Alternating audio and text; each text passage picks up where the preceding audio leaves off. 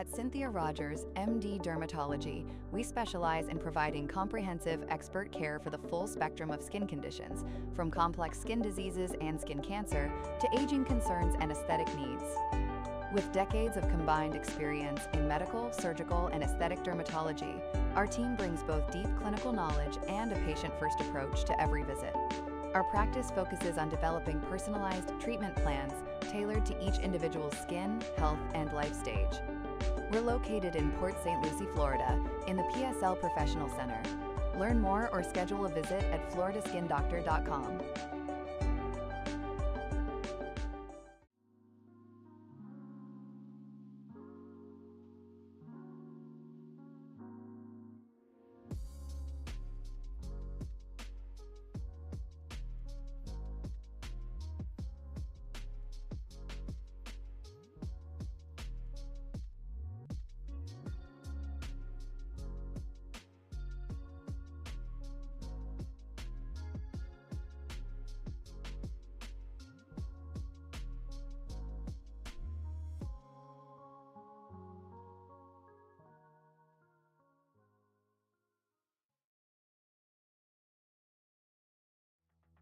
Steel Graphics and Designs creates custom racing wraps and logos built for the real world and iRacing.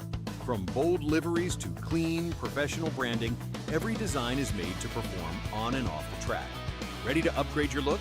Contact Steel Graphics and Designs for custom wraps. Visit Steel Graphics and Designs on Facebook to learn more.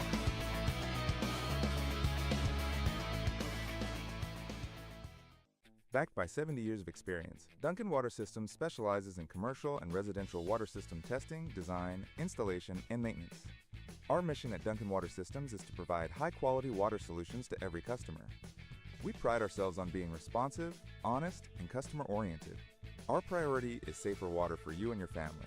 Contact us via call, text, email, or visit us at duncanwatersystems.com.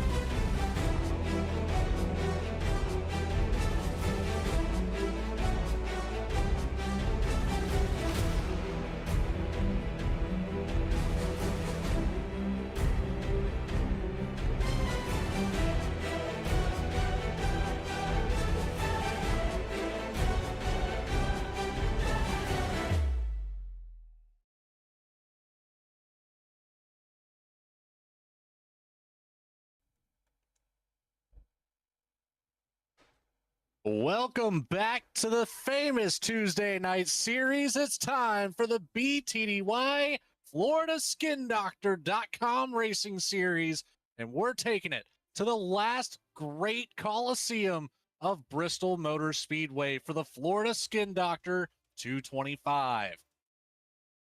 I'm your host, Logan Threlkeld, of course, joined up here and running the production truck. We have Adam Baker with cameras provided by the world-famous Dougie Beard here for VSPEED. Really looking forward to this one. It's been 17 weeks of hard racing. Make it week 18 for the last great Coliseum, and make it 3 to go until we figure out who will be champion. Adam, how you doing tonight, buddy? I am doing great. Looking forward to some action here at this short track, the fastest half mile, out here in the NASCAR circuit, and these BTDY drivers competing for that championship with just a few races left, as you mentioned. Looking forward to see how the points battle shapes up here after tonight's race. Coming into the evening, we do have a different championship leader, and that is Braxton Deweese in the 00. He's able to now leapfrog over the 17 of Adam Cabot and go to the top of the standings. So that is a change that has been kind of long in the making, right? Adam Cabot has led this points standings for basically the entire season. Had an issue last week at Talladega with a connection problem. He's rocking a new computer here tonight, so hopefully no more connection or technical issues. But he now finds himself tied with Bailey Turner, 9 points back behind the 00 of Braxton Deweese, who currently sits fastest in qualifying as well. So that is important to note, that the 00 off to a hot start here at Bristol already. Other drivers still in the hunt, but going to need some help. Ray Massey, Seth Hatchell, Dallas Sullivan as well. Chris Samard, Angelo Ronas, Michael Jones, some of those guys starting to get on the fringe of it's not going to be possible unless these championship leaders don't show up. You can also see in the best of the rest, Paul Hahn has a commanding lead over Alan Dyson, Thomas Brendel. Those guys over 60 points back, so you can pretty much lock that one up as long as Paul continues to show up here. So great job by him to try and secure that 13th points position. That's been a great battle back there. And, you know, we've got a lot of history here coming into this race between a lot of our front runners in the standings. You know, Bailey Turner and Adam Cabot, great friends, but mortal enemies on the track. A lot of incidents between those two. So keep your eyes on those two cars because there will be sparks flying. Bristol Motor Speedway opened up in 1960 here in Bristol, Tennessee, of course. Just a shot over the half-mile length, but 30 degrees of banking in the corners is what makes this track so special. A lot of high speed can be carried through there, and I'm sure that we'll see some of these drivers migrate up to the wall. And even, you know, Bristol provides some type of action whenever it comes to 3 wide at some point. But 13 cars in the field as we are ready to take the grid. I don't know how much of that 3 wide action we will see. But starting at the front of the field, Adam, like you said, Braxton Deweese, the fastest in qualifying by 0.3 of a second over Bailey Turner, the 24, will start to his side. In row number 2, it's the man, Adam Cabot, in the 17 machine, lined up next to the 22 of Angelo Horonis in P4. Behind them, the 77 of Chris Samard lines up next to teammate, the 8, Seth Hatchell, in P6. P7 will be Ray Massey next to the 55 of Cody Atkins. And inside the top 10 is Paul Hahn and Michael Jones. The 7 and the 2 make up the 5th row. Yeah, rounding out our short field here tonight, it's going to be Dallas Sullivan in the 46 car. Alan Dice is going to be starting from the 12th position in the number 5. And Thomas Brendel, our 13th and final starter here tonight. So very short field as the season is winding down. Would love to see more cars out here, but we always have great racing action, and all of our top championship contenders are out here tonight to compete, and so we should have a good show here at the last great Coliseum.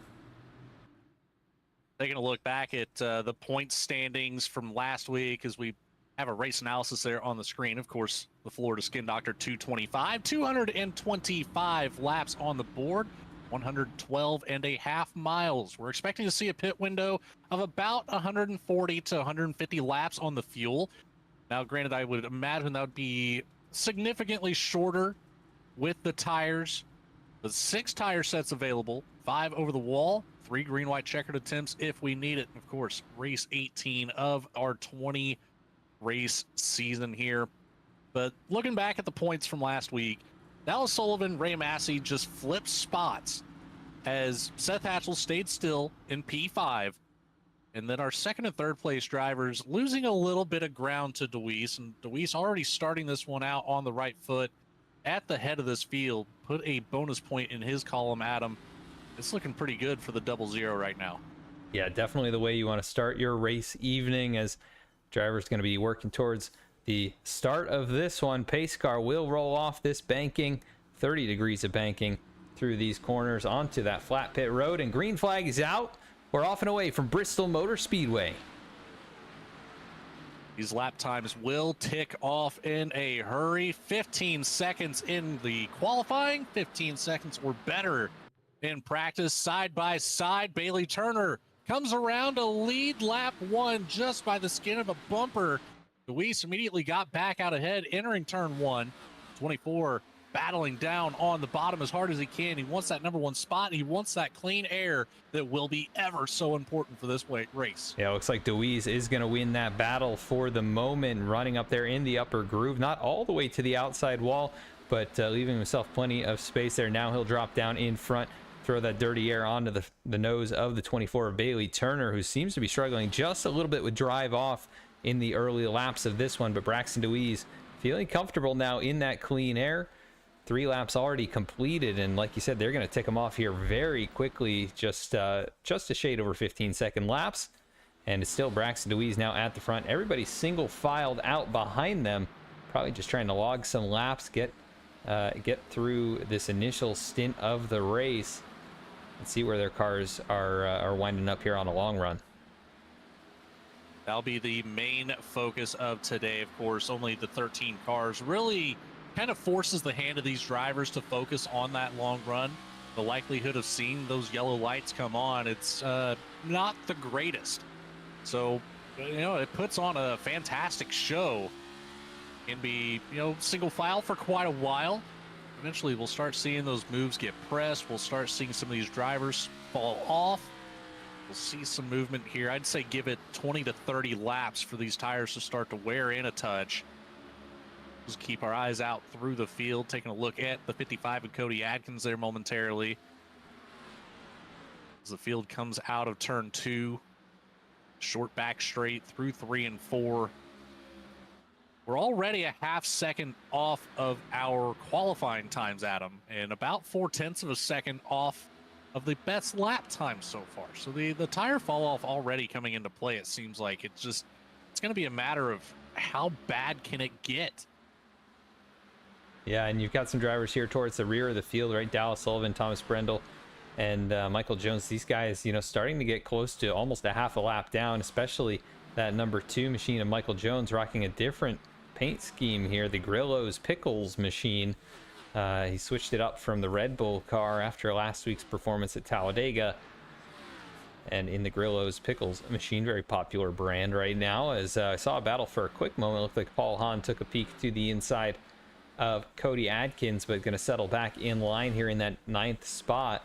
Cody hanging on to 8th for the moment, just running right there, kind of a groove off the bottom, like so many of these drivers are, leaving, about a half car width from the yellow line and carrying a little bit more momentum in doing so, and maybe just trying to get a little bit more speed out of the car. Oh, we do have a yellow. The last 2 cars in the field, it looked like the 34 of Thomas Brendel had an issue and ended up collecting the 2 of Michael Jones as well. Didn't see exactly what happened here. There was no contact between the 2 prior to this. There's a lot of separation, as a matter of fact. Brendel high up on the bank. Yeah, I got the right side tires up in those marbles that have already been rolling up the track. Slid the right side out, the rear end out, came back down the track. See the 2 point the nose to the inside. Oh, I think he just barely missed it. I think it was just a tiny bit of contact. We'll go on board with Michael here and take a look at what he saw out of his front bumper, or out of the front windshield rather. Yeah, just a little tap there, but probably no harm, no foul on his car. And just going to be a little bit more damage though for the 34 as he was going around, but pretty clean. A little bit of contact there for the 2. Everybody talks about how Dover is a self-cleaning track with the high banking corners and the semi-banked straightaways. You could also lump in Bristol to that same category in a sense that, especially you're going to see majority of your wrecks off the corner or into the corner. It's hardly ever on the back or the front straight. It's hardly ever just out of the corner. It's always a loose condition coming out or contact in. So, with that, you're still on those high bank corners. You're going to slide down the track. I think Jones might look back at that in the replay session after the race and might reflect about going high next time at a track like this. Yeah, probably not going to be on pit road too long to get damage repaired as he's already rolling, but a few cars bringing it down here, including Paul Hahn, Seth Hatchell, Ray Massey, Dallas Sullivan, Alan Dice, Michael Jones, Thomas Brendel, of course, getting heavier damage repaired. He's already gone one lap down, make that 2 as the leaders work past him a second time here.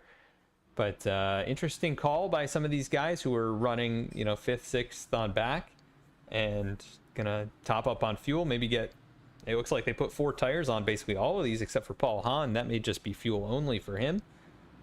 But definitely an interesting strategy call. Try and get any kind of advantage you can here when it's so tough to pass and even catch up to the guys in front of you.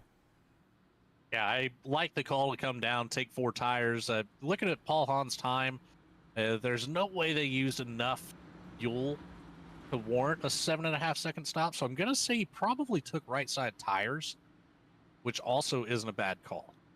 But coming through 3 and 4, pace car lights are off. It's going to drop down to pit lane. Into the restart zone we go. In control is Braxton DeWeese from the top side. Green flag waves here at Bristol.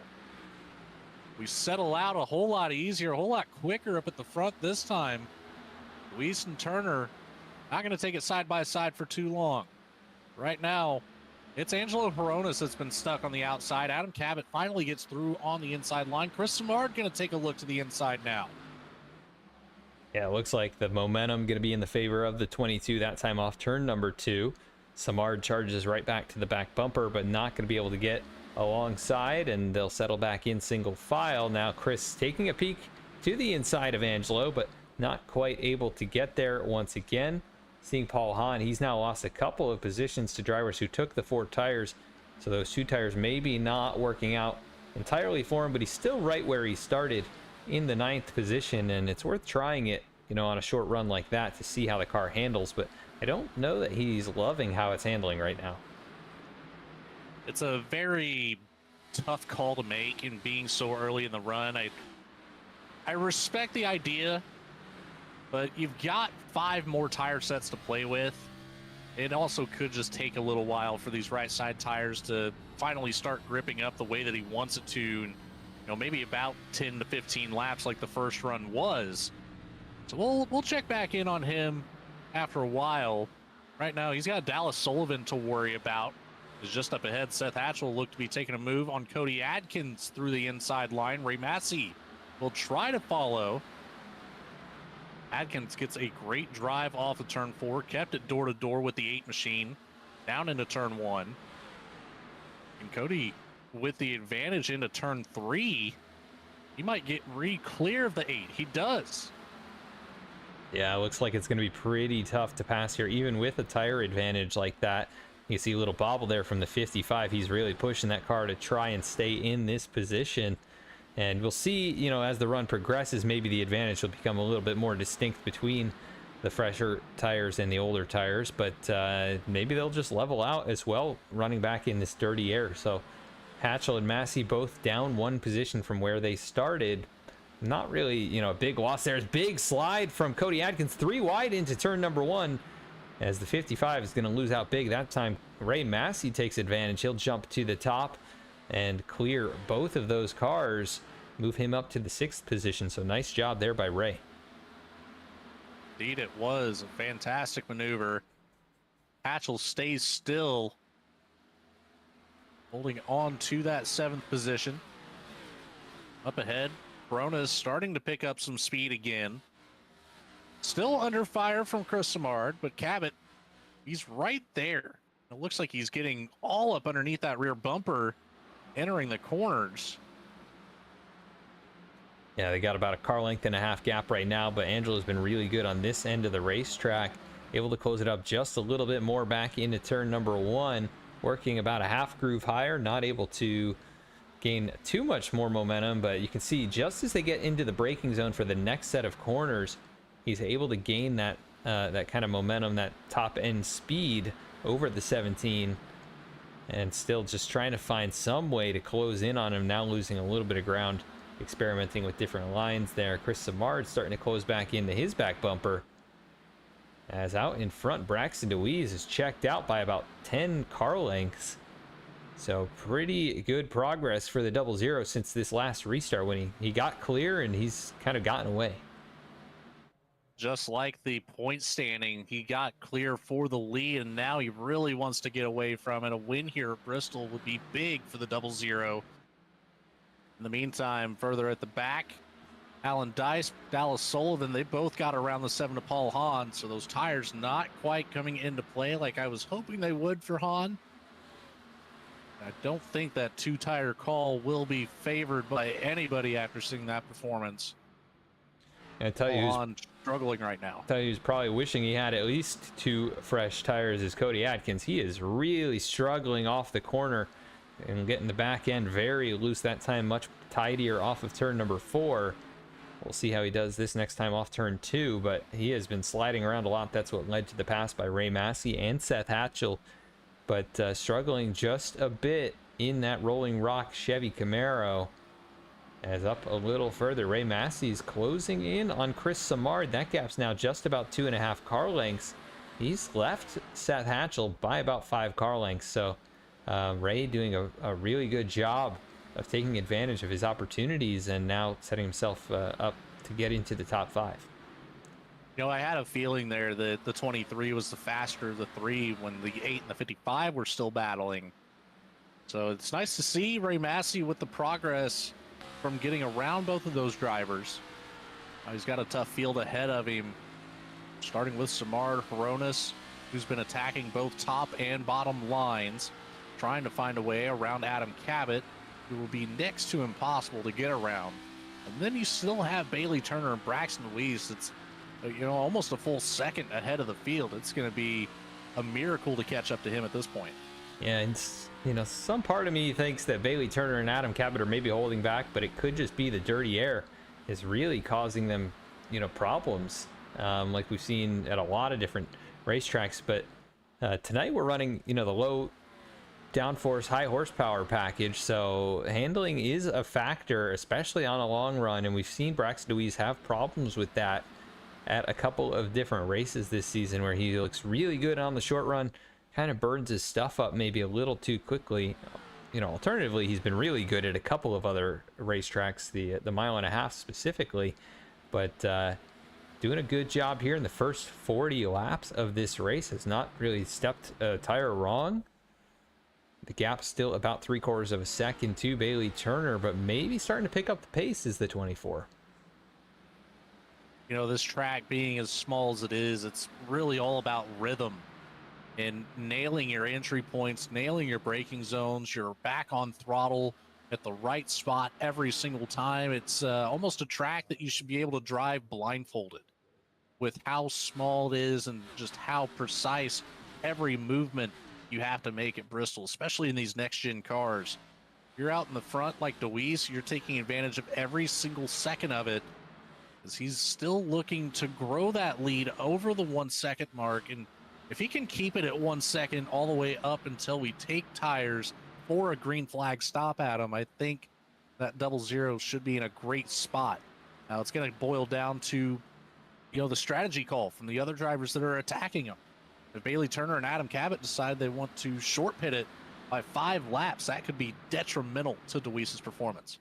Yeah, it's going to be interesting to see if tires, you know, might be a big enough advantage late in the run too, where you might actually not try and run this all the way out on fuel, and, you know, might just try and stop and get some fresh tires and get your comfort back in the race car, and you know, gain all that time back under green. Green flag pit stops are a whole different animal at this racetrack as well, with the 2 sides of pit road, although I think with the small field we're probably just going to be working on the 1 side of pit road by the start finish line. But it's still kind of a confusing thing to get onto pit road here. So we've seen that be a problem in BTDY in the past, where there was a race that went very green. I think it was about 150 lap green flag run. They had to make green flag pit stops, and multiple leaders and contenders had trouble on pit road. So if that becomes a real thing, right, a green flag pit stop as Alan Dice goes around. So maybe not. Caution is not out as he's down off the banking, and now it will come out. Well, throw that out the window. Do we want to talk about the timing? Yeah. Yeah, okay, I so think. Chalk that one up in the Daniel Cunningham category. Yeah, I think so. But this is also interesting. It's going to put us close to a fuel window as well. Yeah, it puts us very close to a fuel window, and that's one thing I would hate to see here at Bristol is a fuel mileage race, especially with only having the 13 cars, now potentially just the 12 if the damage has done a number on the engine of the 5, which I would assume that it has. But a 12-car field doing a fuel-saving race certainly wouldn't be the most entertaining. It would be unique for Bristol. I don't know that it would be. As Thomas Brendel is going to get the lucky dog here. He'll get one of his laps back. Just go back to one lap down for him as all the leaders pull it onto pit road. So as you can see here, all on the front side of the racetrack. So that makes things, like I said, a little bit less concerning as Adam Cabot with the 2-tire pit stop. Going to be interesting to see how it works out for him. This could be solely a track position call, as Deweese will fall in behind both Cabot and Turner, able to get around the 00. I'm not too positive on Turner, actually.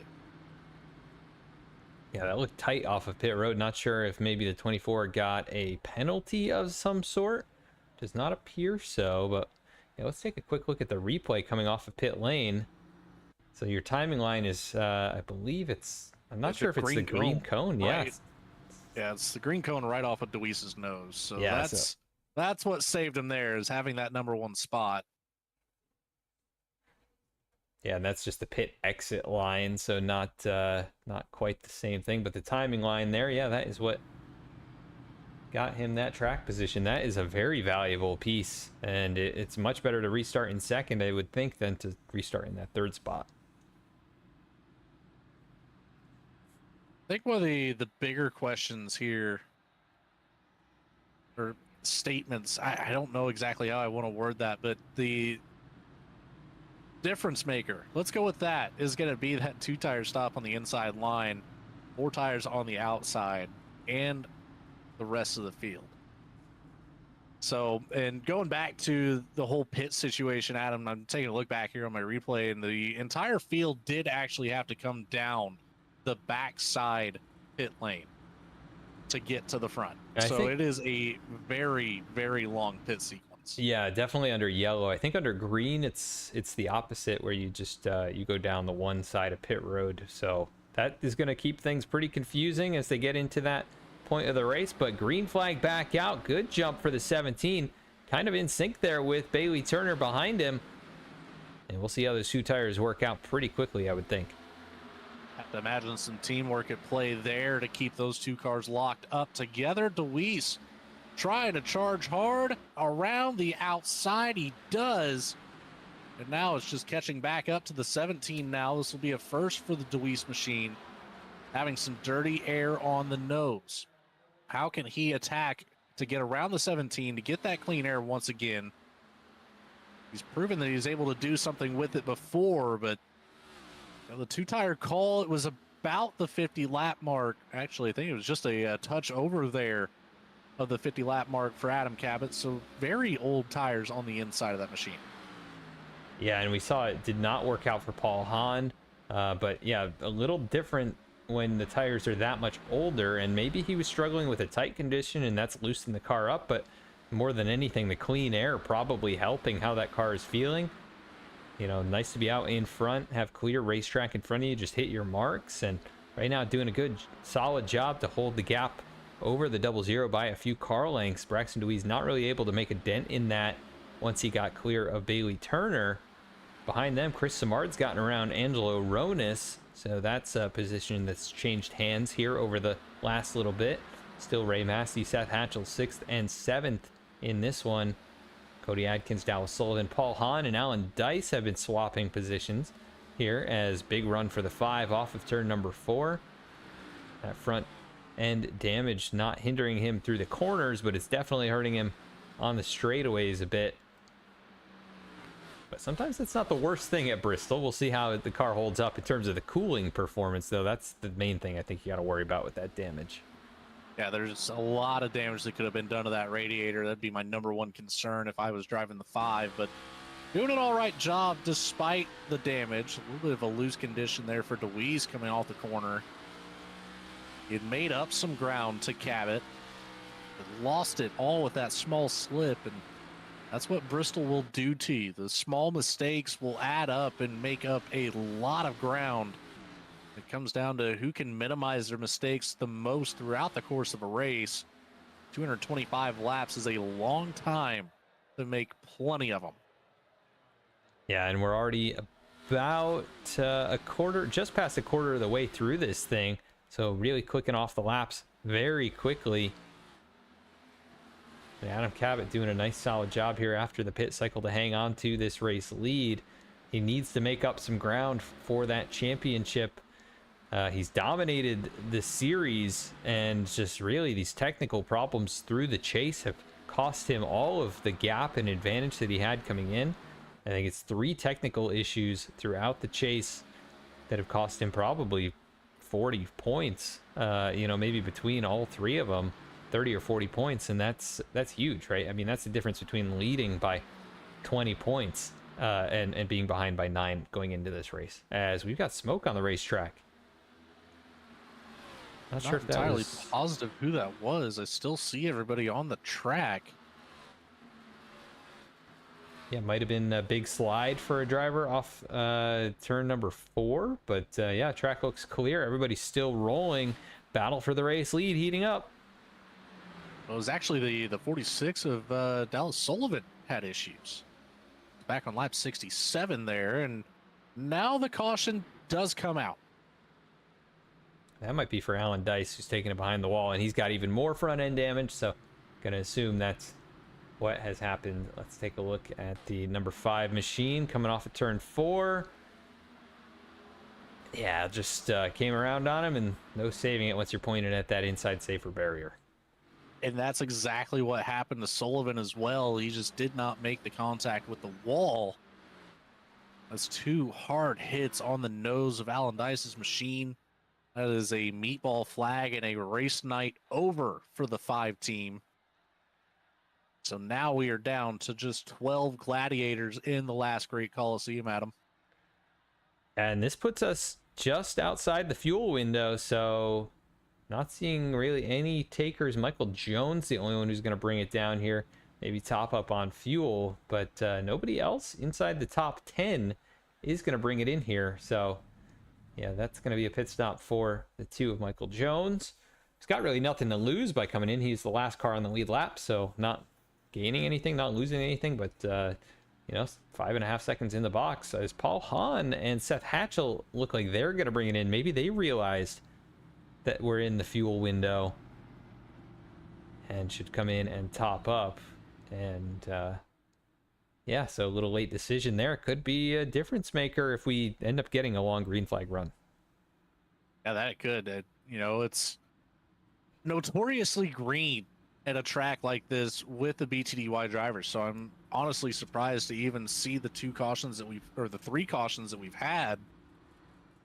So it's kind of a different race than what we're used to seeing at a short track on a Tuesday night with this group.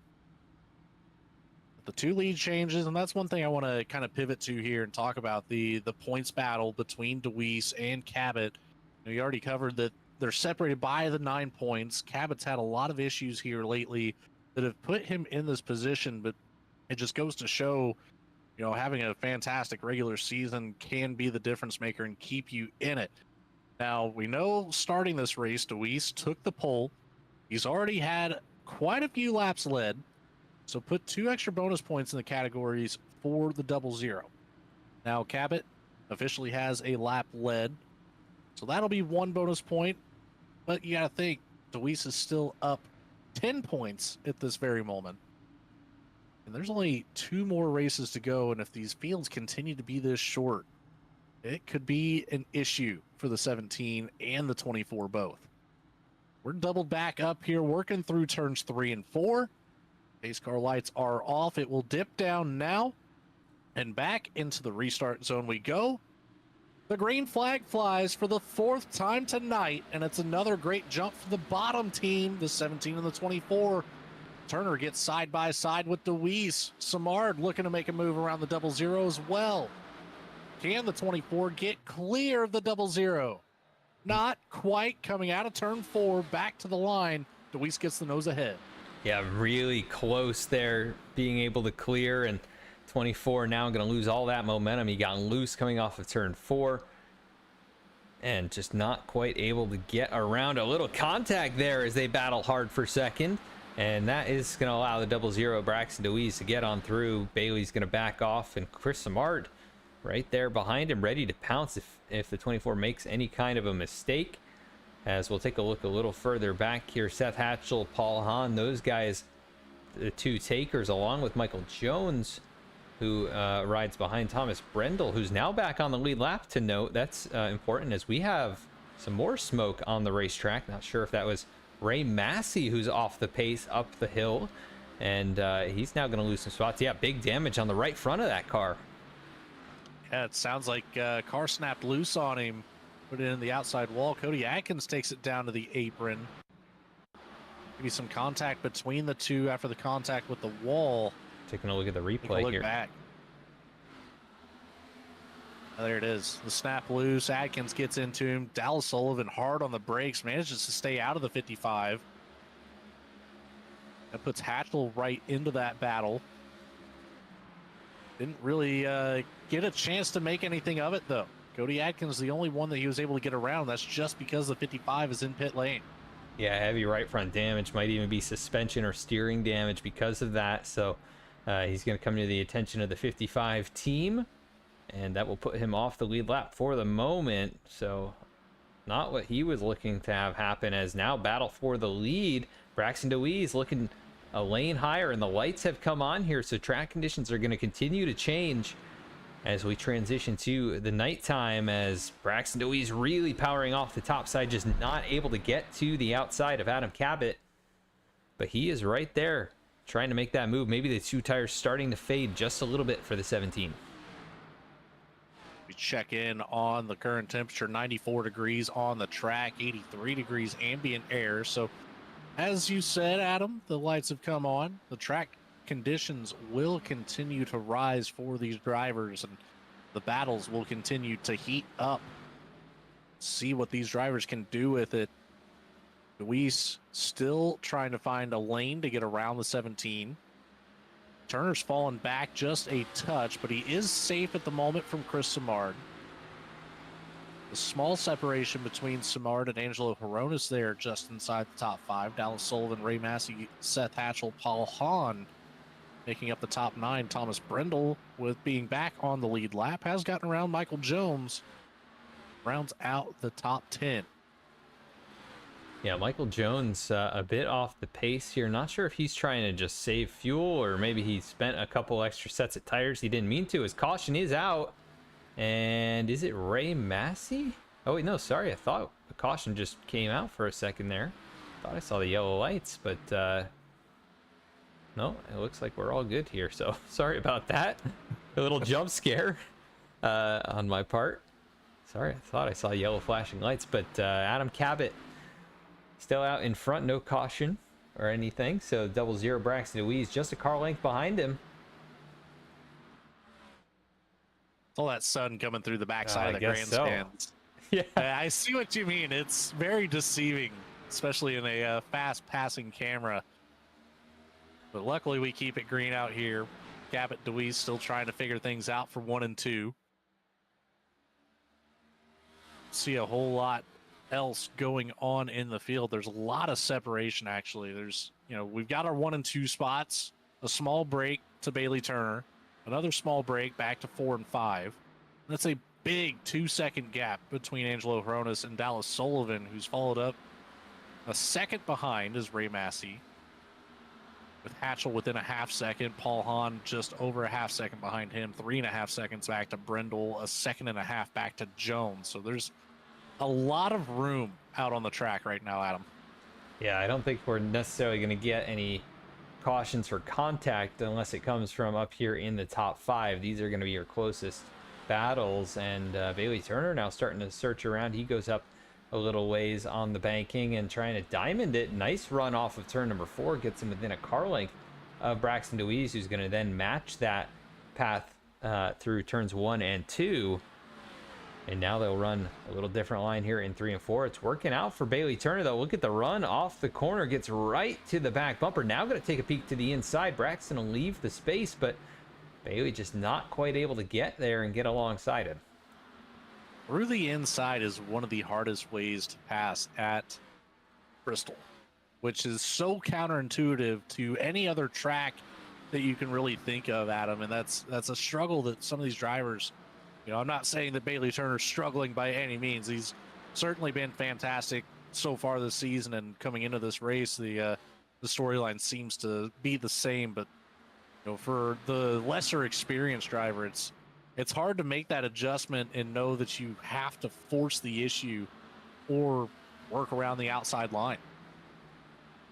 Yeah, it's very different than how it used to be here at Bristol, where it was all bottom feeders, right? You could only make passes down on the inside. That was really the only lane to run. But yeah, with the change to the banking, the repaves, the reconfigurations of this track, the top side is so powerful for defending. You could still run down low to make speed and make good lap times, as these leaders are, right? They're all running around the bottom, you know, third of the racetrack and making the fastest lap times of anyone. But yeah, completing a pass on somebody down there is really tricky.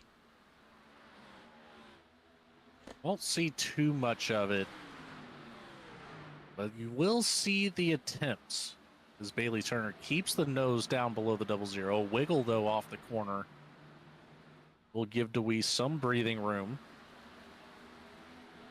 But nearly 50 laps completed on this stint. Now is the time to start thinking about adjustments to your driving habits that you want to make. What can you do differently from the first half of the race to the second half of the race and progress your outcome? A lot of these drivers will have some reflecting to do.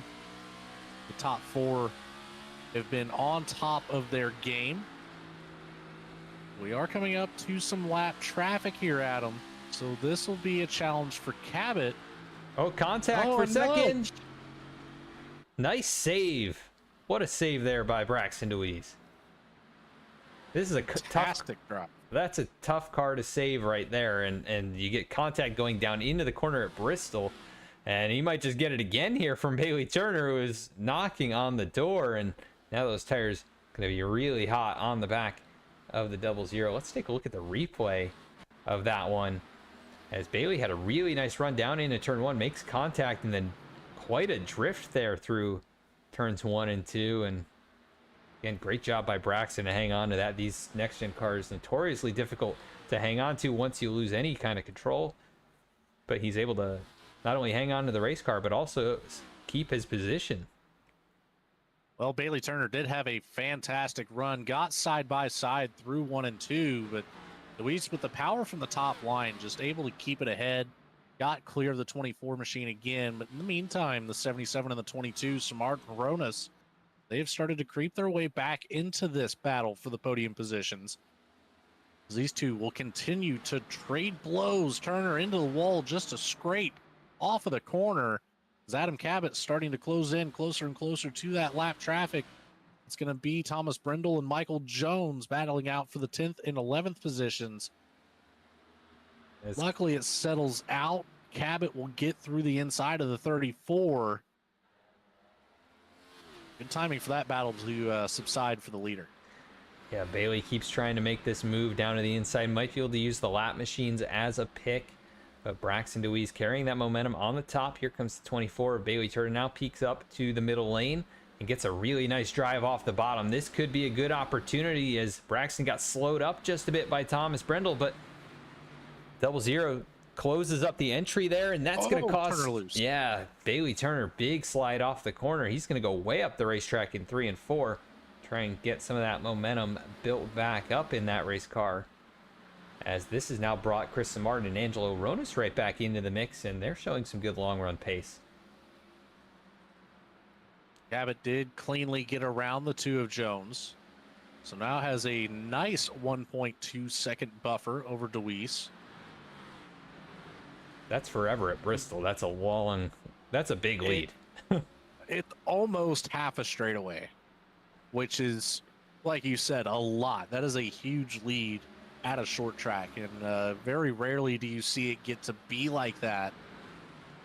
So it's just a world of talent on display whenever you can do that to a field as challenging as BTDY is.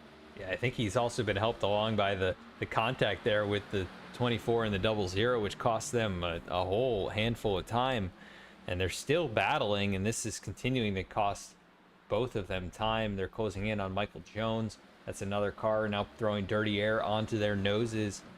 So Cabot with the two-tire strategy to get that track position, paying off hugely right now as his lead continues to grow nearly 1.4 seconds.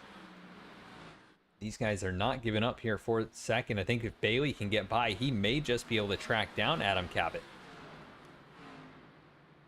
As of right now, Cabot does have the bonus point for the most laps led. Surpassed Weiss by 13 laps this time by.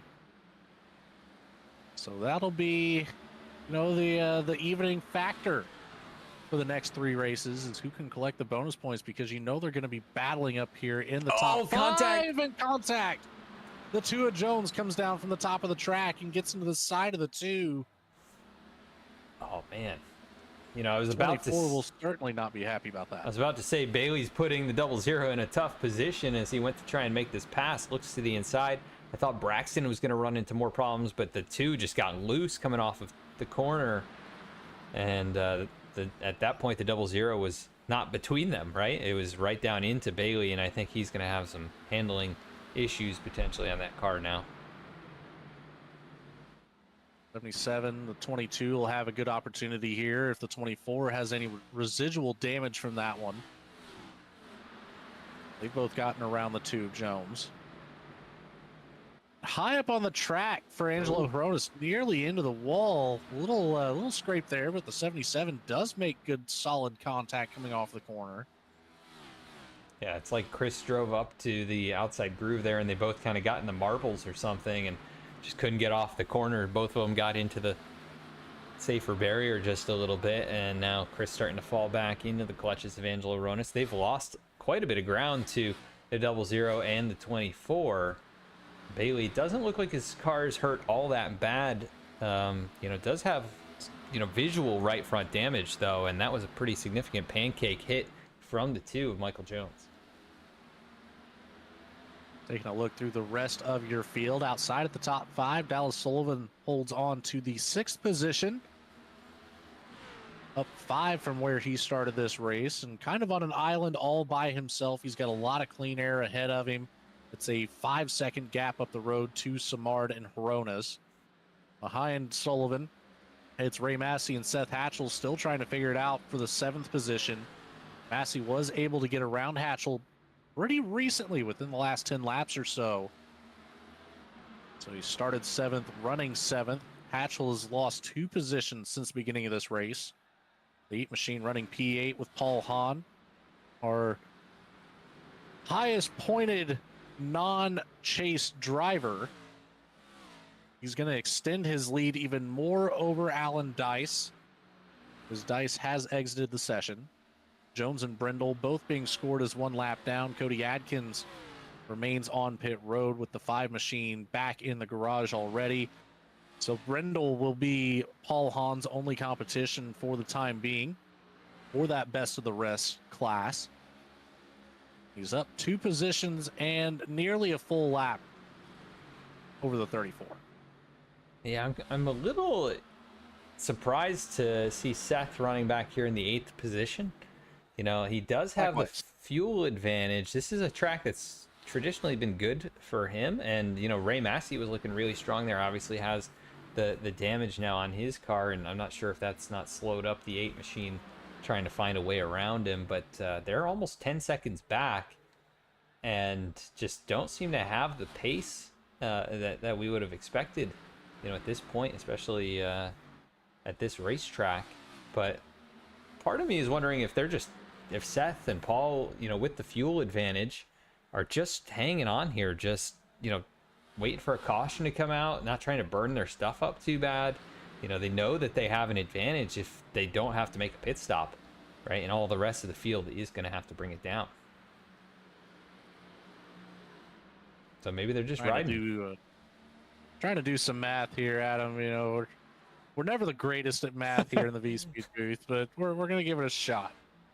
So I'm trying to figure out that. It's been 58 laps since they brought it in. So I think it's putting them right at the edge of the fuel window. So maybe they were just trying to save a few more laps.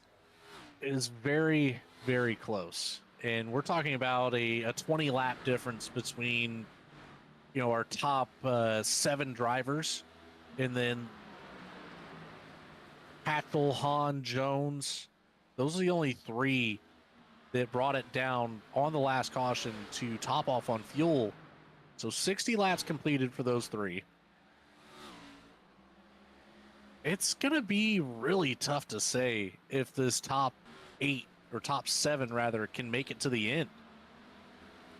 Yeah, I really don't know. I mean, there may have to be a little bit of fuel saving that happens, but so tough to do that at this racetrack where you're pretty much just on the throttle. You're off for a little bit here through the corners, but you get back into it pretty quickly as Braxton DeWee's under heavy pressure now from Bailey Turner. We've also seen Angelo Rodas get by Chris Samard, and Chris has fallen well behind. Maybe he's realized he's going to have to start saving some fuel. Might have gotten into the wall as well, but either way, he's fallen about 2 seconds off of the 22 machine. And now Seth Hatchell is going to work around Dallas Sullivan. Ray Massey also just got around the 46, so maybe they finally realize they can get going. Here is Bailey Turner. He's been working on it for a lap after lap after lap, and it looks like he's finally done it and gotten around the 00 of Braxton DeWeese for second. We'll see if he's got anything to get up there and challenge Adam Cabot, but almost 2 seconds the difference now.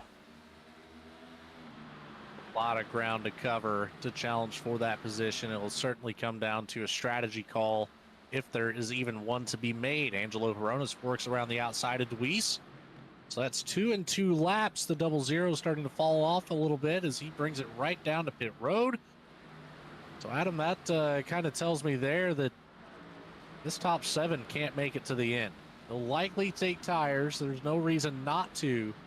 Obviously topping off on fuel as you see Louise all the way down the backstretch wall. So that extends this pit lane time double, which is so painful to think about.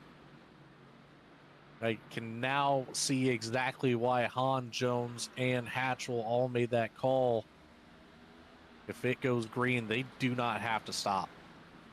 Yeah, I've always been confused about the pit road rules here, right? And I've raced here a whole bunch.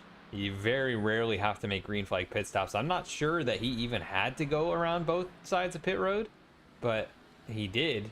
So not sure if he just cost himself some more time. We'll see what the rest of the leaders elect to do, if they respond to that, you know, in quick fashion, or if they're going to run as far as they can. But you can see Braxton DeWeese now goes 2 laps down. Now make that 3 laps down. That's how quickly you can lose time here. But he's going to have those fresh tires. He should be able to work back to just 2 laps down.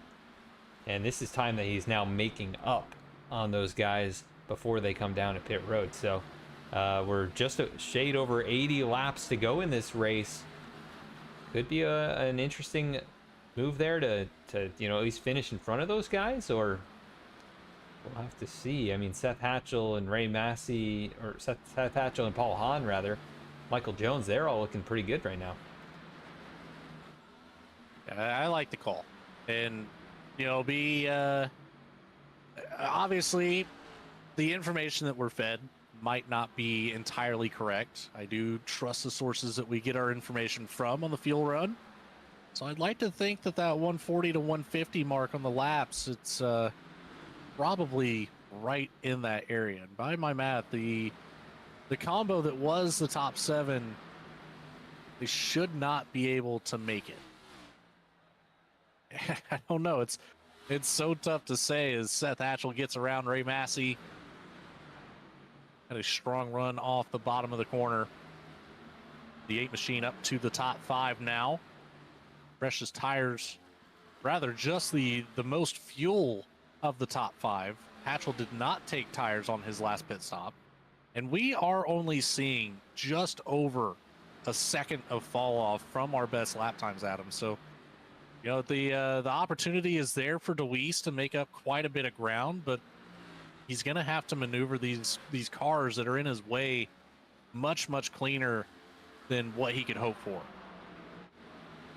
Yeah, he's running really good lap times right now, about 3/4 of a second faster than Adam Cabot. The fastest on the old tires right now is Seth Hatchell, so I think he was saving a bit, maybe saving some more fuel just to be, sure that he can make it to the end, not have to make any kind of pit stop, but also preserve the tires for what is going to shape up to be a 150 lap run. I mean, you can run 150 laps on fuel, but can you preserve your tires that long? Maybe what he is doing, still running good lap times, but the 00 kind of ran past him like he was standing still and continues to march forward now. This is the next car for position for the 00, but he's now just getting onto the same lap as Thomas Brendel. So that's how far back you fall under a green flag pit cycle. He's just carving this field up, so he is doing a fantastic job of navigating the traffic and trying to stay, a half second or better faster than the race leader, Adam Cabot. Last time by, it was a 16 flat for Deweese. 16.364 for Cabot. Hatchell 16.4. He's gotten around Chris Simard. And here comes Chris to the pit lane. Machine. Oh, almost gets to the pit lane barriers there. So that's our second driver down the back stretch of pit lane 2. So I'm going to have to say, unfortunately, for this group, that rule is on to have to visit both pit lanes despite the small field. That is nearly a minute to enter pit lane on the back straight coming out of turn 2. More so coming out of turn 1, really. And then all the way back. Now we're talking about these lap times at 16 seconds and 55 seconds is spent from entry to exit of pit lane. Yeah, it's really wild to think that. I'm surprised more drivers didn't recognize that. I guess they just thought it was going to be more caution filled with the way that things kind of started out, but looks like Bailey Turner is going to bring it in here. He's going to try to top it up. Chris Simard gets rolling. He now falls behind Braxton Deweese. This will be actually a whole lap behind Braxton, essentially. So that's how much of an advantage the 00 got by pitting that much earlier, recognizing that he wasn't going to make it, coming down and then getting the kind of tire advantage, which will eventually kind of level out just a bit.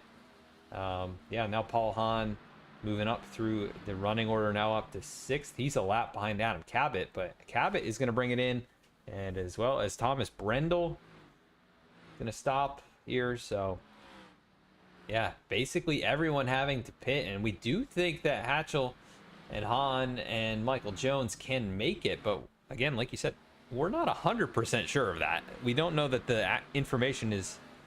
I don't think anybody did a 150 lap run in practice, right? So we're estimating based off of the estimates that those guys had. And here comes Angelo now. As Thomas Brendel does end up picking up a black flag, speeding on pit road for the 34 machine. You're talking about Deweese making the right call, bringing it down early, getting the head start on these drivers that he's battling for that position. He will get ahead of Cabot here, as Cabot just now rolling off of pit lane out of his box. Hatch will get by. The two of Jones will get by, but most importantly, the 00 got around and would take this lead if there was another pit cycle. But there shouldn't be any more pit cycles to this race. So Hatchell, Hahn, and Jones looking like geniuses today if this one goes green. Yeah, I mean, Seth Hatchell is, made the best of this situation as well. He is a lap ahead of Michael Jones, who's on the same strategy as him. Paul Hahn is 11.5 seconds behind him. And Ray Massey and Dallas Sullivan still have to make their pit stops, and he's in front of them. So, yeah, Seth's just doing exactly what he needs to do. I'm sure he's probably calculating how much time he can actually give up to these guys who just brought it in. either way, it's not more than a second a lap, right? I mean, they've got 60 laps to go now at the stripe. Yeah, he's in really good shape here. Habit that time by was a 15.527, Turner a 15.548, and Horonis a 603 versus Hatchell's 16.386. So, you know, they're right at that half second, a little over a half second, almost a full second rather faster, but the tires will fall off.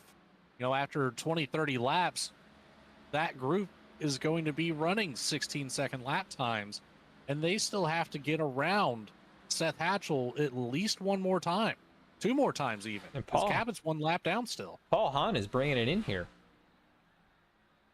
So not sure if they didn't get that car topped up on fuel. He went 94 laps on this stint. Seth Hatchell's at 97 right now.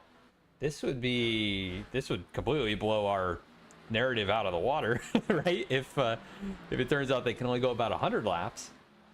We had 140 to 150, so that would be quite a bit different. But Hatchell, he's just cruising right now. The main thing I think he's going to have to worry about is his tires just lasting this whole distance. And that might have been the thing for Brindle too. You know, he's out of the chase format. He is battling for the best of the rest, or rather Paul Hahn. He is battling for the best of the rest with a healthy lead. He might just want to stay out of the way for these chase drivers that are competing tonight. And, you know, he's over Alan Dice, who was second in the best of the rest, and still over Thomas Brindle, who is third. So there's, I don't know. I want to really trust that 140 to 150 mark that we're hearing, because, I mean, right now, Ray Massey, Dallas Sullivan, they're, well, as Massey brings it down to pit road, they have completed 120 on their run. Yeah, Dallas is staying out. We know that he likes to try some pit strategies, just probably hoping that something happens. But we're down to just 3 cars on the lead lap. That's going to be 2 in just a second. Now, as Ray Massey gets knocked down to 1 lap down, he'll fall probably 2 or 3 laps down before it's all said and done. Leaving just Seth Hatchell, Dallas Sullivan on the same lap here at the front of the field. That is something you don't see very often in BTDY, but it's just the way the timing has fallen. But yeah, I'm not too sure. I mean, Seth Hatchell, he's getting out here. This is exactly what he needs to do if he wants a shot at the championship. He's not going to make up, 15 points, but he'd chip away into that gap that he had coming into this race. About, I think it was over 20 points. So as Ray Massey now gets back onto the racetrack, this will be just 2 laps down, almost 3, as Seth is right on the back bumper of him. But either way, well out of contention for a race win if things stay green. Now, I will say, mathematically, it is impossible for Hatchell to gain the most laps led of the race. That does belong to Adam Cabot, 107 on the race, at least as of yet. And Adam, just think, the possibility of DeWeese not catching up to Hatchell before lap 225 and remaining a lap down, the likelihood of Sullivan having to visit pit lane being at his 126 lap mark, you have to start wondering, are we going to finish this race in the weirdest of fashion with only 1 car on the lead lap? Well, Braxton is making up time on Seth right now. I don't know that it's possible. Something that I don't think we've ever seen before on this channel. Or it's only about 2 to 3 tenths a second per lap right now for DeWeese. Yeah, that time 16.1 to Hatchell's 16.5. So yeah, 3.5 tenths that time. But that seems to be the best that he's had here over the last few laps. And yeah, still about 21 seconds behind Seth Hatchell, which is a lot to make up in 43 laps. I mean, you got to be a half second a lap faster, and he's just not quite hitting that. Seth with a really nice lap that time by just a quarter second slower than Braxton DeWeese. But it's possible that Braxton does get to Dallas, although they're pretty much on the same part of the racetrack, a lap apart. Yeah, this is... And what a interesting development this Bristol race has been. Oh man, you don't come into Bristol thinking, a whole lot of things. And long green flag runs aren't typically one of them. Green flag pit stops are almost never one of your thoughts. And having an entire field a lap down with a car that could very potentially go to the end from this point of the race is, well, it's not on my bingo card, as the kids would say. It's actually not unprecedented in this league, though, which is crazy. I mentioned a race, that we ran here. I think it was back in 2021, maybe. It's been years since that race, but I believe Alan Dice was the winner, or he was in the running for it. Ryan Gemmel also was in that race. A lot of drivers got knocked out of the race, and just the timing of things ended up really weird, and there were 2 cars left on the lead lap at the end of that race in a larger field than this. So not unprecedented to see that here in this league. Just as of late, I would not have expected anything like this, but it's still far from over. Battles are still going on. Angelo Ronas has just gotten around Michael Jones to take away the 6th position. Braxton DeWeese is still in front of Adam Cabot, but that distance is now just over a half second. So remember, Braxton with much older tires now, about 21 laps, the difference between these two. And they're separated by 4 car lengths. So this could shape out, be a pretty good run for Adam Cabot, even if he doesn't come out of here with the win. Could still gain some points on Braxton DeWeese. Now, I'm interested to see how Cabot attacks the 00 and works his way around. We know, in history of the 17, I've seen a lot of success from the High Line at a lot of different tracks for Adam Cabot. So I'd have to imagine, being how this race has gone so far and how we've already experienced the very, very small ability to make a pass on the inside, I would expect to see Cabot work his way around the outside. But DeWeese will defend. I mean, this is the points battle. We're tied up here for the race, aside from the current running position. 9 points of difference for the championship. Obviously, Cabot wants as many points as he can possibly get. The 00 of DeWeese wants equally as many points as possible. So it's going to be a fight between these two. We can pretty well take our eyes off the rest of the track for the time being. Not a whole lot going on from that point of view. I believe the Michael Jones bringing it in. Oh, yeah, Jones bringing it down. Yeah, so he was out here for 120 laps. Dallas Sullivan is at 142 right now. He would have to go 30 more laps, which is seemingly impossible based on everything we've said. But it looks like 140 to 150 is our realistic range, but this changes everything. That completely flips the script of this race.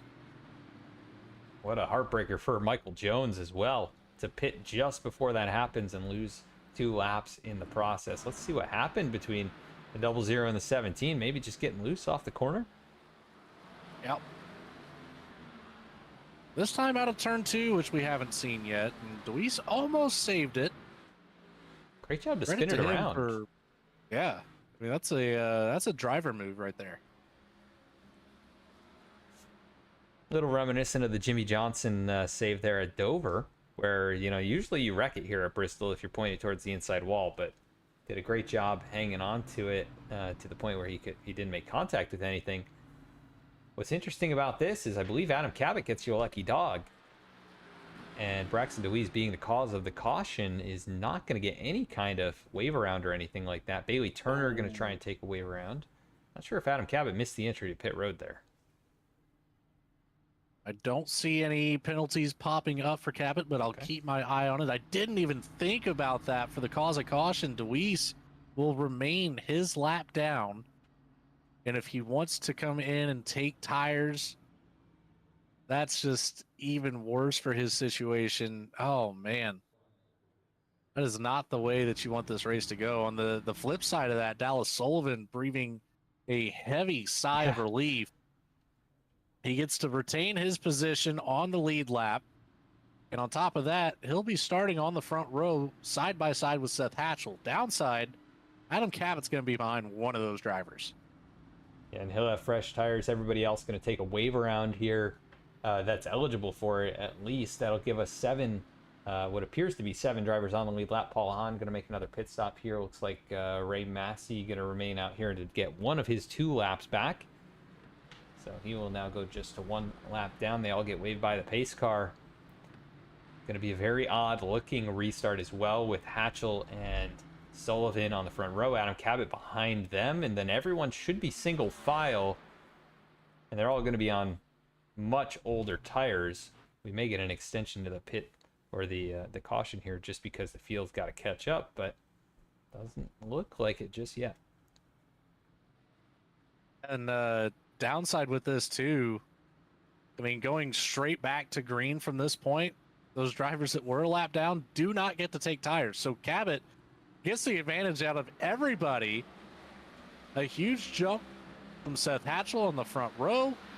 Alice Sullivan will be the only thing separating the battle between the 8 and the 17. Everybody else still on those old tires, luckily with enough fuel to take it to the end from here.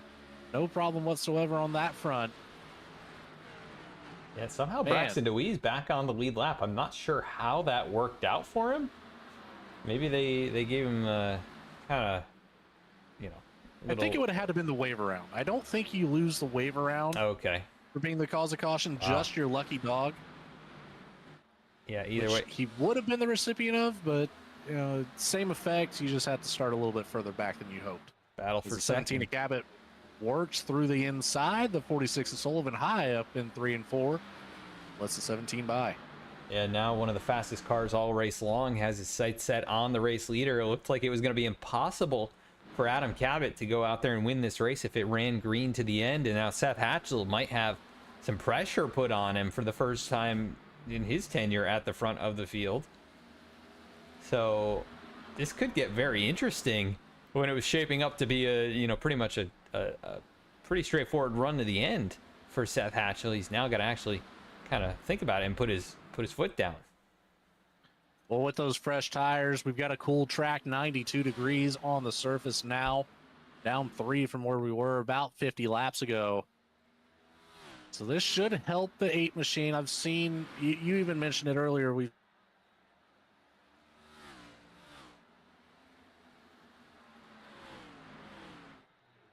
last time by, Adam Cabot was about a half a tenth faster. This time by, dang near even, Adam. It was a 6.99 and a 6.90. Yeah, those guys are pretty much matching lap times. Hatched with the clean air advantage. Definitely going to help him out. He didn't have what looked like race-winning speed for the opening part of this race, but yeah, pushing the car now. Big slide there off turn number 2. Lost a little bit of ground to Adam Cabot, who's closing in just a little bit. Hatchell going to have to push that much harder as the 17 closes that time by over a tenth of a second. So he's starting to feel those tires in the number 8 car. And I wonder if they didn't quite get it full on fuel either. If he just tried to get the fastest pit stop that he could. But you can see Cabot starting to make some gains now as he's about 4.5 tenths behind. There's a 14.3 in the box for Hatchell, a 14.6 in the box for Cabot. Inside 20 to go. This next time by will leave us with 15 on the board. Cabot closing up 4/10 of a second. He can get it down to about 2/10 of a second. I think he'll be in a great spot to strike. If he stays at this 4/10 bubble, this is the dirty air range that could be wreaking havoc on the handling. Yeah, they both caught the outside wall there off of turn 4, as well as Dallas Sullivan. So everybody just kind of following each other into the outside wall. This time again, a little brush by the 17, using every inch of racetrack available, closing in on 10 laps to go at the last great Coliseum.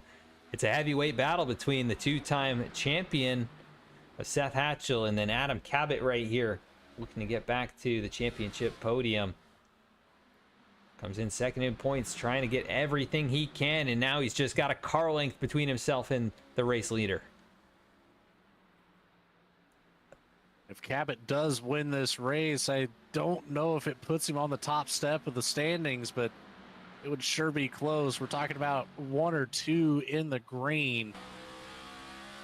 The 17 nearly got into the back bumper. The 8, he shoots to the outside, sticks it high and wide, but Seth Hatchell able to keep it to the door. I don't think that'll work twice. The 17 should get clear as Hatchell's still stuck to the bottom. Roles are reversed. Wow. Adam Cabot, how about that move? Seth really struggling with the back end of this race car. I think he's going to be happy to just get out of here without a wrecked race car at this rate. 17, already a few car lengths up the road, has been the class of the field since he did the 2-tire strategy and got to the clean air, and he obviously feels comfortable up here at the front, and now continuing to add to that laps led total. So he'll, by the end of this thing, have led, if he leads the rest of the way, at least half this race. Which is not uncommon at all for Bristol. That is one of the things you can typically put on your bingo card, and it's almost as much of a given as the free space. Yeah, we'll have to see if Seth finds anything here with coming up to 5 laps to go next time around. The gap's still just a few car lengths. He seems to have settled in about this distance behind. Maybe he was trying to save something, but you would think that he just wouldn't want to let the 17 on past, and I think it was just a really aggressive move there by Adam Cabot to get to his outside, and Seth being much more conservative on corner entry cost him at that point 5 laps to go though, and the gap's still about 3 car lengths. 4 to go at the line. Hopes are high for the 17. Hopes have crashed for the 00. The points leader coming into this one, Braxton Louise, found his way back to the 7th position after his spin. Has an opportunity. It's about 0.6 of a second up the road to Chris Samard. It's a very small opportunity, but if Samard makes a mistake, could lessen the damage dealt by Adam Cabot tonight with his race win. That could happen here with 3 to go. Angelo Ronas, Bailey Turner also battling up here inside the top 5. But how about Adam Cabot still hanging on? 2 laps to go, coming back to the white flag, looking for his 6th win of the season.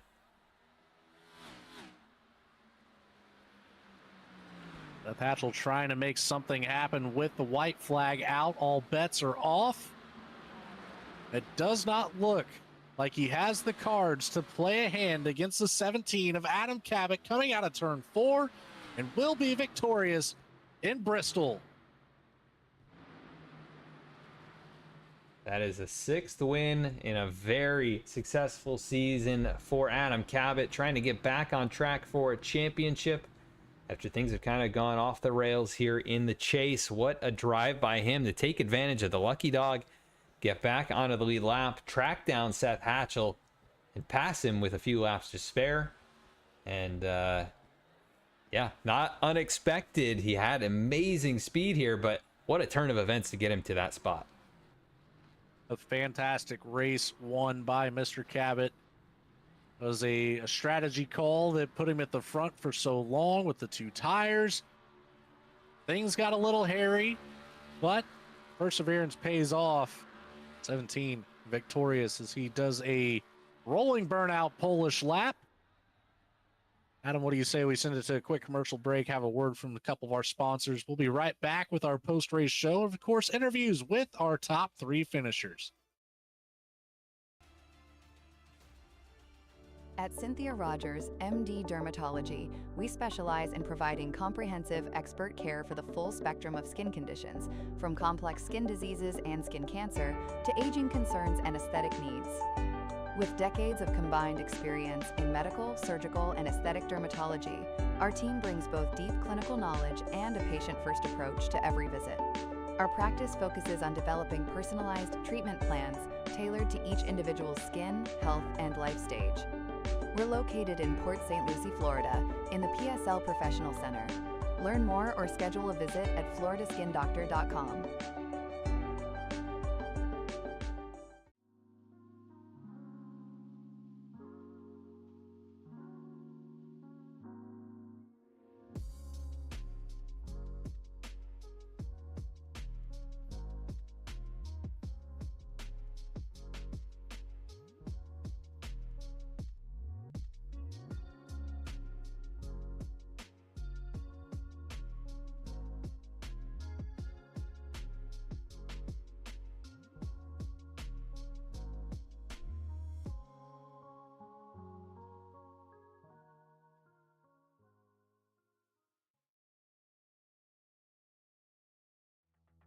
Steel Graphics and Designs creates custom racing wraps and logos built for the real world and iRacing. From bold liveries to clean, professional branding, every design is made to perform on and off the track. Ready to upgrade your look? Contact Steel Graphics and Designs for custom wraps. Visit Steel Graphics and Designs on Facebook to learn more.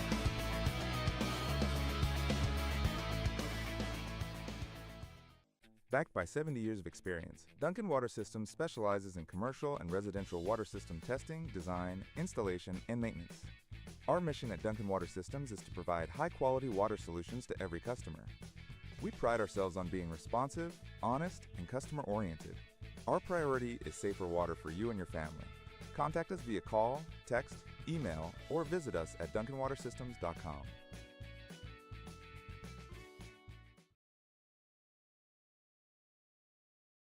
Thanks for sticking around, everybody. You're back here on VSPEED for the FloridaSkinDoctor.com BTDY Racing Series, where we just watched the Florida Skin Doctor 225 take place in a hell of a battle at the end. It got a little slow there in the middle portion of the race, but 13 cars will indeed do that.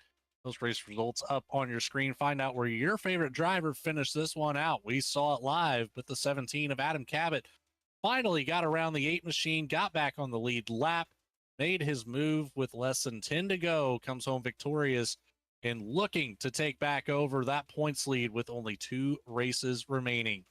Seth Hatchell will get a small bump up in the points here, should work his way up the board at least 1 spot, finishing second for the 8 team. The 46 is Dallas Sullivan. Luck on his side tonight. Go buy a lottery ticket. Stayed on the lead lap with 146 laps completed on his run. The 46 takes home the last step of the podium with 8 positions gained. The 24, Bailey Turner, not the night he was hoping for. Things didn't quite go his way. Some contact made, but perseveres for a P4 finish. The 22 of Angelo Horonis really tried to battle there at the end, only separated by 0.147 of a second, taking home our top 5. Chris Samard in the 77 takes home P6.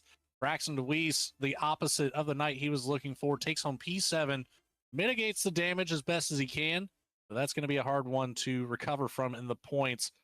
Ray Massey, the 23 machine, takes home P8. Michael Jones in the 2, the same strategy call as the 8, and the 7 takes home P9. The 7 of Paul Hahn changes his strategy mid-run, rounds out our top 10. The 34 of Thomas Brindle takes home P11. 55 of Cody Adkins and the 5 of Alan Dice. Luck not on their side at all. Early enders for both of those drivers, P12 and P13. Well, Adam, we've got a couple drivers that are ready to talk to us. What do you say? It looks like Dallas Sullivan has joined up there in the waiting room. Let's get him down here to the broadcast booth. Dallas, you've got Logan and Adam up here in the VSPEED booth. You got a copy driver. Hey, how we doing? Doing fantastic, and I'm sure you are yourself. The strategy, the long run, it paid off. The yellow flag waving just at the right time. How heavy of a sigh of relief did you breathe? Man, I wasn't expecting that. I thought we were going to go green there, and I had enough to make it, but I knew like Braxton and Bailey, they were going to catch me. I was hoping for a top 5, had the fingers crossed for a top 5, but when that caution came out, I thought it was just Seth and I on the lead lap. I don't know how long Adam had been back on the lead lap. He must have just caught Seth in time for that, but I was like, hey, that's pretty stinking cool. I knew I did After that restart, though, I'd been riding around, 3/4 throttle for so long. I had to learn how to drive the car full throttle, and that took a minute to do, and uh, just didn't have pace for Seth and Adam, unfortunately. Well, you'll go back and you'll watch and you'll find out exactly how it boiled down. But for the short story, Adam Cabot did not get around Hatchell. It was the spin by DeWeese who would have had the lucky dog. Cabot got the lucky dog. In the story, that's how we end up here with you three all lined up together there. But Oh man, you know, that lucky guy.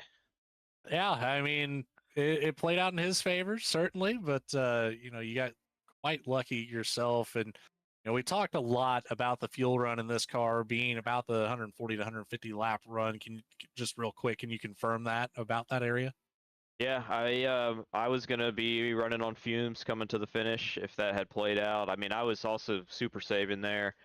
Coming to the green with that, I guess it turned out to be the second to last restart. I kind of looked down and I was like, man, I probably should have pitted and put an extra gallon of gas in this thing, and I would have been sitting real nice. So, but yeah, I don't know how long that last run was going to be, but that was about as much as you could stretch a fuel run in one of these.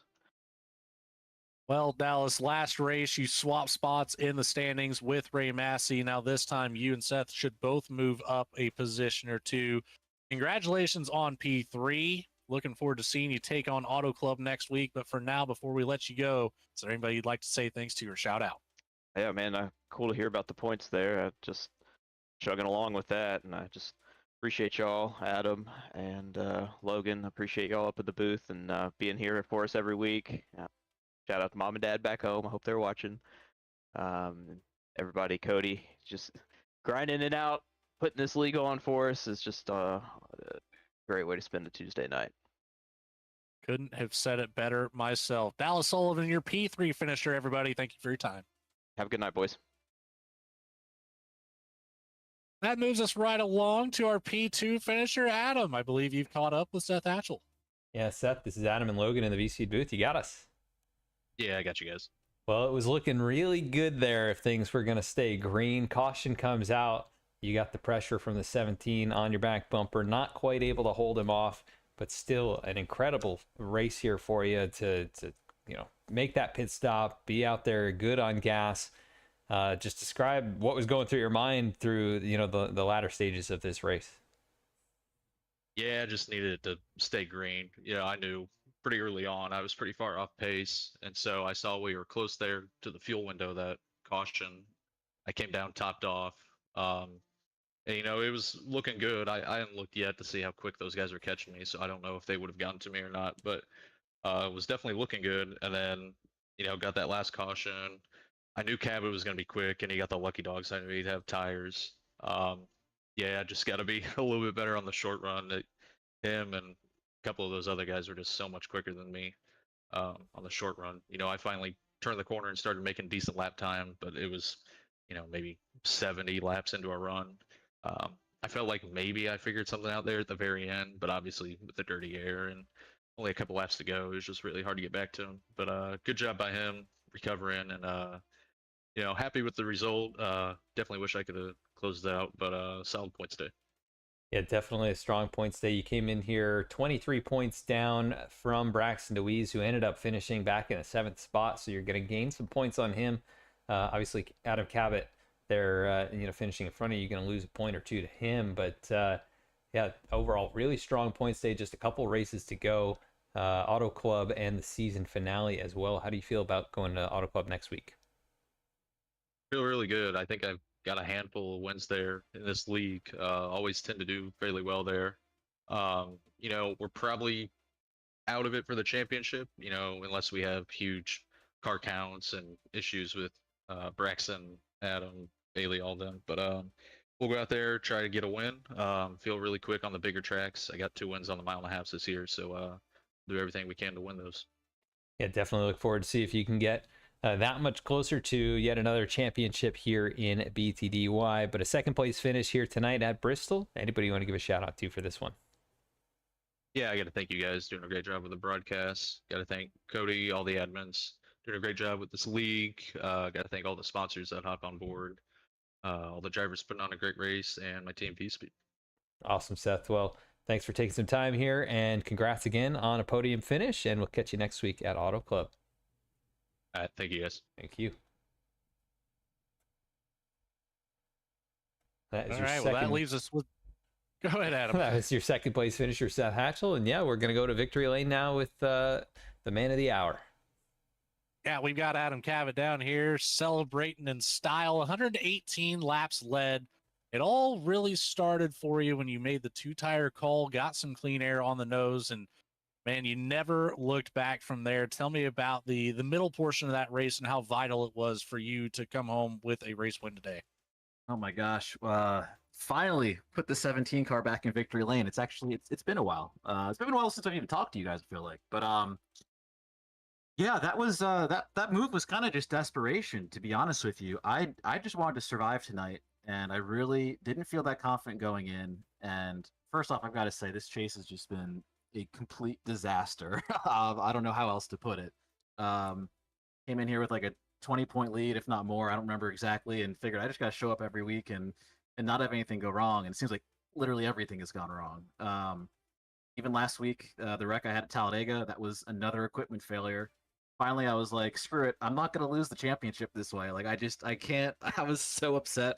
I bought myself a new computer. So we're running on a new computer tonight. And I knew it was going to be an uphill battle to try to claw back 9 points on Braxton with only 3 races left and with some pretty small fields. But yeah, going into tonight, I just wanted to survive because the car was so edgy. And Braxton's the short track guy. I feel like he's probably the best of all of us in short tracks. I mean, Bailey's really good in short tracks too. But I would say it's usually my weakness. But Bristol I can be good at. Tonight, I just didn't really feel like I had any confidence in the car to be able to really do anything. And I knew dirty air was bad. So I made that 2-tire call just kind of out of desperation and figured, hey, get some clean air, try to do something different. And you know, I've seen enough races with this next gen car, just getting clean air and being able to drive away.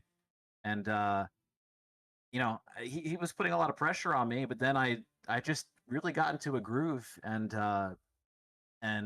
found something and had a like amazing long run pace even on the 2 tires. And I was just driving as hard as I could, was as locked in as possible, try to get the most laps led, just try to get every single point I possibly could. And yeah, just it's always nerve-wracking. We have a long green flag run, knowing that a caution might come out to kind of screw things up. And you know, passing Braxton on the outside there, I saw he throttled up and spun out, and I wasn't really sure what that was going to do to the race. Luckily, I got the lucky dog, and you know, I'm in the mindset of lucky dog. You start tail into the field, which I did, but with the small field and everyone taking the wave around, I lined up exactly where I was going to anyway, which surprised me. And I knew it was going to be tough having only 25 laps to pass Dallas and Seth, because again, the long run was where I felt like I was the best. But I just tried to get into my rhythm again and try not to push too hard, and was able to reel them both in. And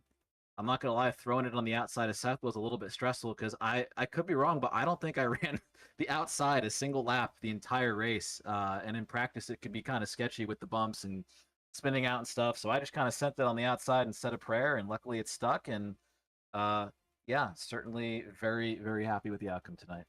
Yeah, you kind of made me eat my hat.